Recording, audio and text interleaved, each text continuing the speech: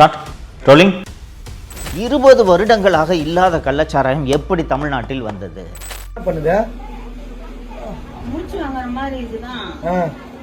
என்ன சாப்பிட்டாரு? காலையில ஒரு பாக்கெட் சாராயம் சாப்பிட்டுச்சு. ஒரு பாக்கெட் சாராயம் சாப்பிட்டாரா? எங்க? இங்கதான் கருணாபுரத்துலயா? 16 மே 2023 அன்று கள்ளச்சாராய சாவுகள் நடக்கின்றன. ஒருத்தர் 2 பேர் இல்லை, 22 பேர் இருக்கிறார். அந்த பகுதியின் எம்எல்ஏவை பக்கத்தில் வைத்துக்கொண்டு கள்ளக்குறிச்சி மாவட்ட கலெக்டர் இங்கே நடந்தது கள்ளச்சாராய சாவுகள் அல்ல என்று பத்திரிகையாளர்களுக்கு பேட்டி அளிக்கிறார்கள். அதுக்குண்டான விவரங்கள் இந்த மெடிக்கல் காலேஜ் டெத் ஆர் இந்த தவறான ஆல்கஹால் டெத் மாதிரி நம்ம இல்லைன்னு தெரிய வருது. தோழர்களே, நினச்சி பார்த்தாலே வயிறு எரியுது. இது கள்ளச்சாராய சாவு கிடையாதுன்ட்டு கலெக்டரே சொல்லிட்டாரு, பக்கத்தில் எம்எல்ஏ இருக்கிறாரு என்று நம்பி அந்த இறப்புக்கு போன மக்கள் அதே கள்ளச்சாராயத்தை குடிக்கிறார்கள்.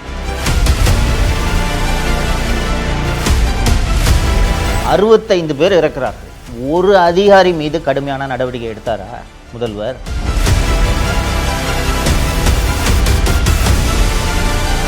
செத்து போன குடும்பத்துக்கு 10 லட்ச ரூபாய் மக்கள் வரி பணத்தை தூக்கி விட்டறிஞ்சிட்டு அவங்க வேலை முடிஞ்சு போச்சா?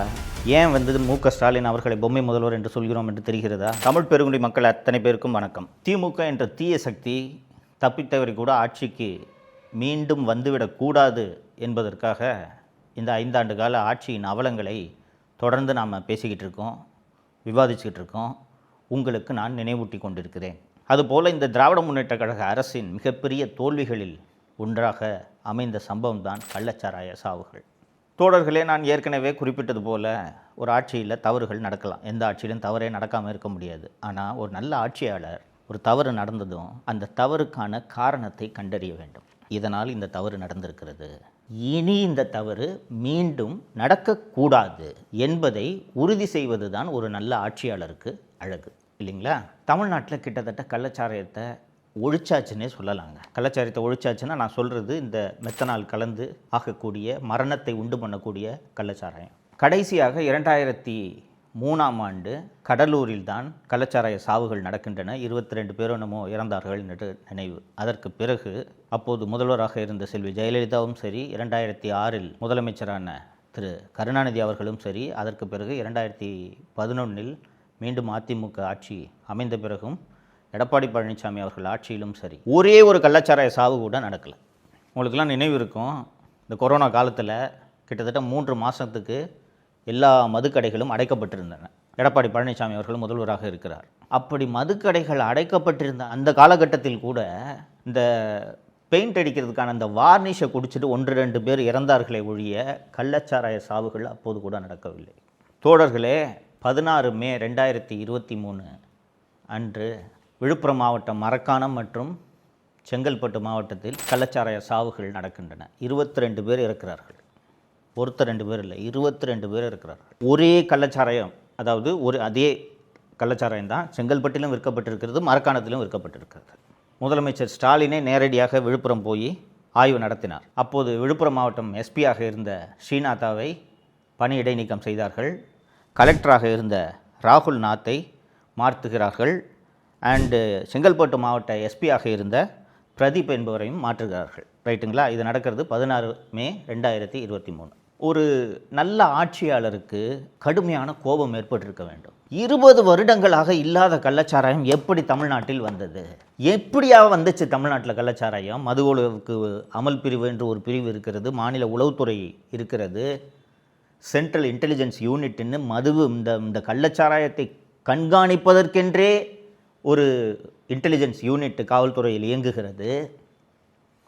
இது போக ஒவ்வொரு மாவட்ட ஆட்சியரும் அந்த மாவட்டத்தில் டாஸ்மாகோட விற்பனை குறைகிறதா என்பதை வாரந்தோறும் கண்காணிக்க வேண்டும். ஏன்னா ஒரு இடத்துல திடீர்னு குடிக்கிறத யாரும் நிறுத்த போகிறதில்ல.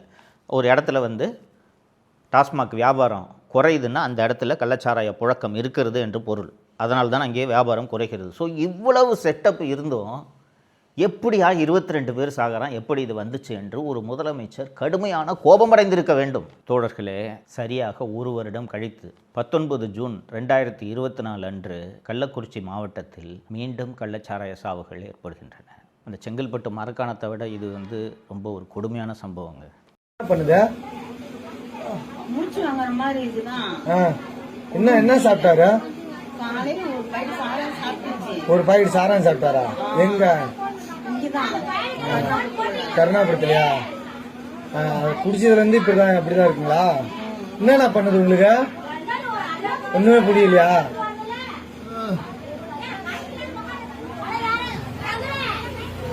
கள்ளக்குறிச்சியில் உள்ள கருணாபுரம் என்ற இடத்தில் ஃபஸ்ட்டு இந்த இன்சிடெண்ட்டு தொடங்குது.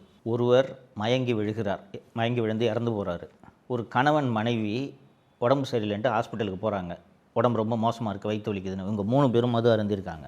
4 பேர் மருத்துவமனையில் அனுமதிக்கப்பட்டு இறந்து போகிறார்கள். அந்த பகுதியின் எம்எல்ஏவை பக்கத்தில் வைத்துக்கொண்டு கள்ளக்குறிச்சி மாவட்ட கலெக்டர் திரு ஷ்ரவன்குமார் ஜட்டாவத் என்பவர் இங்கே நடந்தது கள்ளச்சாராய சாவுகள் அல்ல, அந்த மாவட்டத்தின் எஸ்பி சமைசிங் மீனா என்ன காரணம்ன்ட்டு நாங்கள் புலனாய்வு பண்ணிக்கிட்டு இருக்கோம், நிச்சயமாக கள்ளச்சாராய சாவு அல்ல, அதை மட்டும் எங்களால் உறுதியாக சொல்ல முடியும் என்று பத்திரிகையாளர்களுக்கு பேட்டியளிக்கிறார்கள்.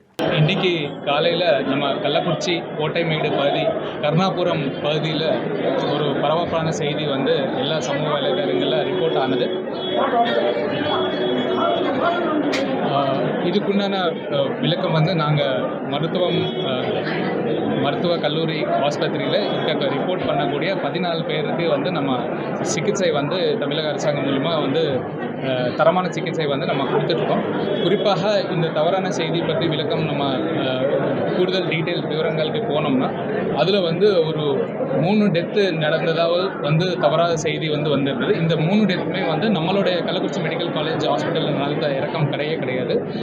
அதில் பிரவீன் இருக்க ஒரு பையன் வந்து வயிற்று வலின்னு சொல்லி நேற்று வந்துட்டு மறுபடியும் குணமாகிட்டு வீட்டுக்கு போயிட்டாப்புல. அது இல்லாமல் 2 பேர் வந்து வேறு டெத்துக்காக, ஒரு ஆள் வயசாக இறந்துட்டார், இன்னொரு ஆள் ஃபிட்ஸ் மூலியமாக இறந்ததாவது தகவல். அது எல்லாமே வந்து out of the hospital death தான் வந்து நடந்ததுனால அதுக்குண்டான விவரங்கள் வந்து இந்த மெடிக்கல் காலேஜ் டெத்து ஆர் இந்த தவறான ஆல்கஹால் டெத் மாதிரி நம்ம இல்லைன்னு வந்து தெரிய வருது. இந்த 4 பேர் ஏற்கனவே இறந்து போனாங்கன்ட்டு சொன்னேன்ல, அந்த வீட்டின் இழவுக்கு, அவர்களது இறப்புக்கு அந்த ஊர் மக்கள், கிராமம் இல்லையா, ஊர் மக்கள் அத்தனை பேரும் போகிறார்கள். தோழர்களே, நினச்சி பார்த்தாலே வயிறு எரியுது. இது கள்ளச்சாராய சாவு கிடையாதுன்ட்டு கலெக்டரே சொல்லிட்டாரு, பக்கத்தில் எம்எல்ஏ இருக்கிறாரு என்று நம்பி அந்த இறப்புக்கு போன மக்கள் அதே கள்ளச்சாராயத்தை குடிக்கிறார்கள். 65 பேர் இறக்கிறார்கள். ஒருத்தர் 2 பேர் இல்லைங்க, 65 பேர் இறக்கிறார்கள்.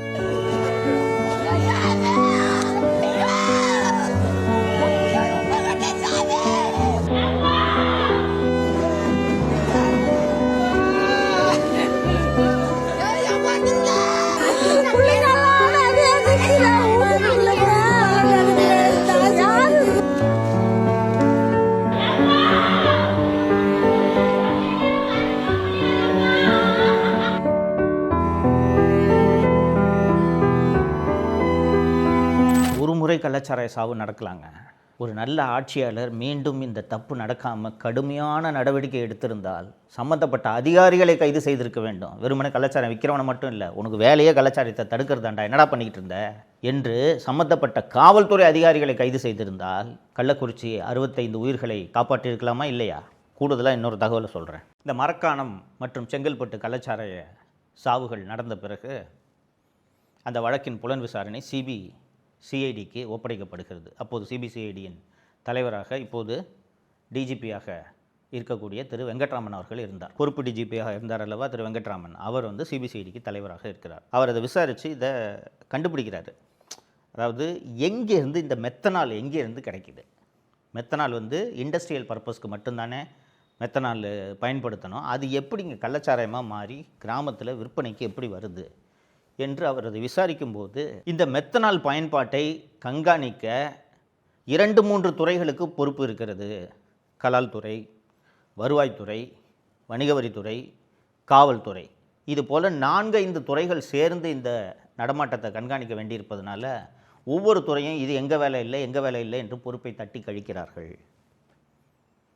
இதனால் யாருமே நடவடிக்கை எடுக்காமல் இந்த மெத்தனால் நடமாட்டத்தை சரியான முறையில் கண்காணிக்க முடியவில்லை. அதனால் அரசு உடனடியாக ஒரு சட்ட திருத்தத்தை கொண்டு வந்து இந்த மெத்தனால் நடமாட்டத்தை தடுக்க தவறினால் இது போல் பல்வேறு மரணங்கள் விளைவதை தடுக்க முடியாது அப்படின்னு வெங்கட்ராமன் அவர்கள், அப்போது அவர் சிபிசிஐடி டிஜிபி இருந்ததுனால சங்கர் ஜிவால் டிஜிபிக்கு ஒரு கடிதம் எழுதுகிறார். திரு சங்கர் ஜிவால் டிஜிபி அவர்கள் உடனடியாக அந்த கடிதத்தை உள்துறை செயலாளராக இருந்த திருமதி அமுதா அவர்களுக்கு அனுப்பி வைக்கிறார். திருமதி அமுதா அதை உடனடியாக முதல்வரின் பார்வைக்கு கொண்டு சென்று விட்டார்.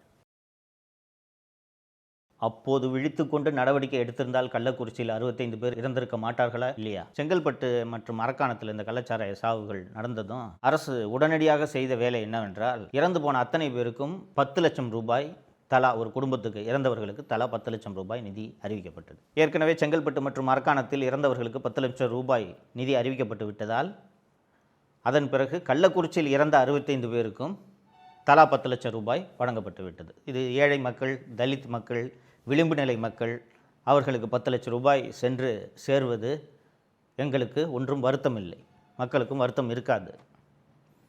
ஆனால் கொஞ்சம் யோசிச்சு பாருங்கள், சிவகாசி மற்றும் அதை ஒட்டியுள்ள பகுதிகளில் வருடத்துக்கு 5-6 பட்டாசு விபத்தாவது நடக்கும். பட்டாசு ஆலையில் சட்டவிரோதமாக ஏதாவது ஒரு பட்டாசு ஆலை வைத்திருப்பாங்க. அதில் வருஷத்துக்கு ஒரு 5-6 சம்பவங்களாவது நடக்கும், இறந்து போவாங்க. அதில் இறக்குறவங்களுக்கு அரசு கொடுக்கக்கூடிய இழப்பீடு என்ன தெரியுமா? வெறும் 3 லட்சம் ரூபாய். வயிற்று பொழப்புக்காக பட்டாசு ஆலையில் வேலை செஞ்சு இறக்குறவனுக்கு 3 லட்சம் ரூபாய், கள்ளச்சாராயம் குடித்து செத்தவனுக்கு 10 லட்சம் ரூபாய் கொடுக்குற திராவிட மாடல் அரசை எங்கேயாவது பார்த்துருக்கீங்களா நீங்கள்? ஆட்சி நடத்த தெரியாதவர்கள் நடத்தினால் ஆட்சி எப்படி இருக்கும் என்பதற்கான உதாரணம் தான் இது. இது போன்ற ஒரு கேலி கூத்தான ஆட்சியை எங்கேயாவது பார்க்க முடியுமா? செங்கல்பட்டு மரக்காணத்தில் கள்ளச்சாராய சாவுகள் நடந்தபோது அந்த அதிகாரிகள் மீது கடுமையாக நடவடிக்கை எடுத்திருந்தால் இந்த கள்ளக்குறிச்சியில் இந்த மரணங்கள் நடந்திருக்குமா? நண்பர்களே,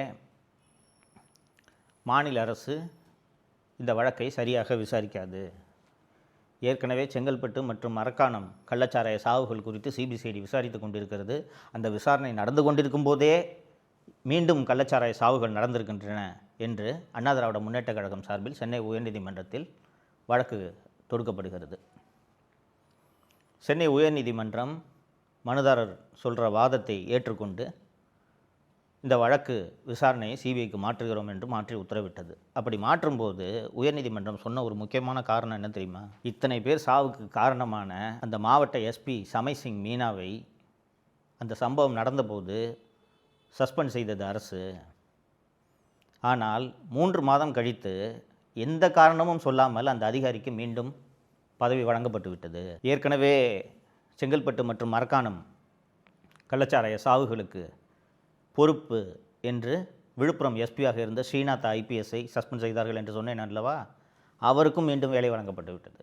ஏற்கனவே உங்களுக்கு நினைவிருக்கும், பல்வீர் சிங் என்ற அந்த பல்லை பிடுங்கிய அந்த ஐபிஎஸ் அதிகாரிக்கு மீண்டும் பணி வழங்கப்பட்டது என்பதை நான் ஏற்கனவே சொல்லியிருந்தேன். அதே போல் இந்த கள்ளச்சாராய சாவுகளுக்கு காரணமான ஐபிஎஸ் அதிகாரிகளுக்கும் மீண்டும் பணி வழங்கப்பட்டு விட்டதால் இதுவே ஒரு முக்கியமான காரணம், இந்த வழக்கு விசாரணை சரியாக நடைபெறாது அப்படின்னு சொல்லி சென்னை உயர்நீதிமன்றம் கள்ளக்குறிச்சி கள்ளச்சாராய சாவு விவகாரத்தை சிபிஐ விசாரணைக்கு மாற்றியது. ஏன் மு.க. ஸ்டாலின் அவர்களை பொம்மை முதல்வர் என்று சொல்கிறோம் என்று தெரிகிறதா? ஒரு முதல்வருக்கு கோபம் வர வேணாமாங்க?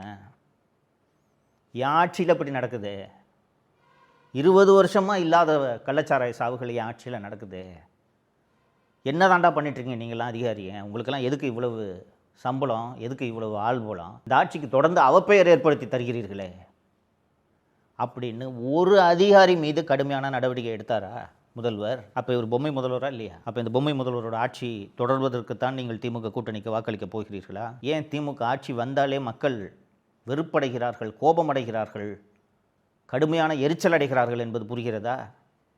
கொஞ்சம் யோசிச்சு பாருங்கள். நீங்களோ நானோ பாக்கெட்டில் வைக்கிற கள்ளச்சாராயத்தை ஒரு நாளும் குடிக்க போகிறதில்ல இல்லைங்களா?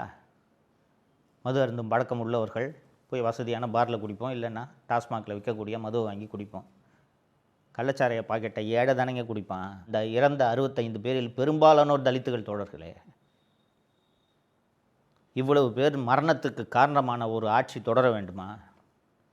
செத்துப்போன குடும்பத்துக்கு 10 லட்ச ரூபாய் மக்கள் வரிப்பணத்தை தூக்கி விட்டறிஞ்சிட்டு அவங்க வேலை முடிஞ்சு போச்சா? இந்த தவறுக்கு காரணமானவர்கள் யார் என்பதை கண்டறிந்து நடவடிக்கை எடுக்க வேண்டுமா வேண்டாமா? அதை செய்யாத முதல்வர் பொம்மை முதல்வர் தானே.